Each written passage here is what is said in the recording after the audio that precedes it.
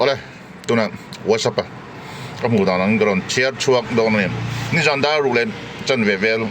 khan Aizawl Salem Mualpui he 407 hian car pahile bike le scooty an hnawl driver hi arui le maya police kuta anda nga la ni ki gron tuna video toy te lo thlirang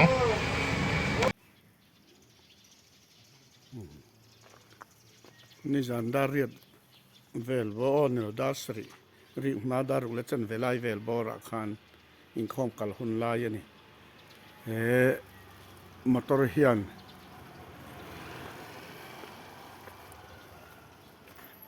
lai car pani le bike te suwa hi motor number chuni e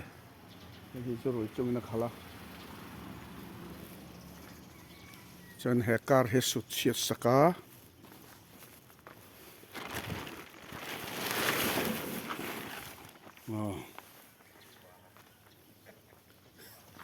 ho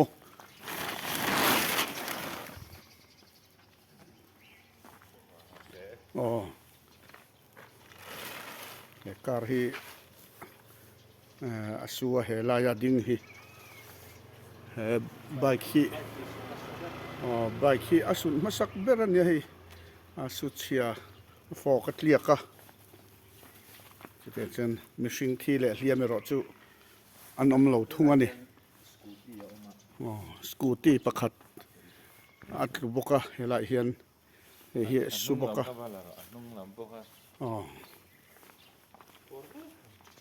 hei thì khuar nó sắc khóc mấy hàng lai thì hàng lai về thì sung sa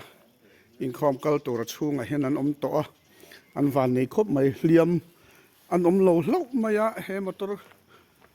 khal tu hi aru yang renga chân hi là hi Mualpui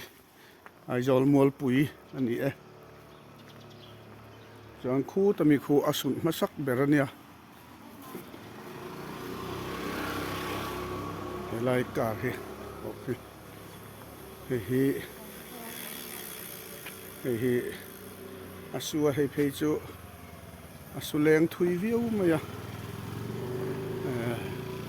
ni jang khan an hung thata a hi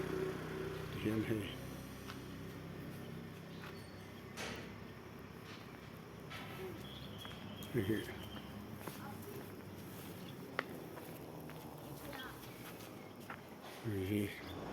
ani so wan chen hi sunna sa le mai su chena sa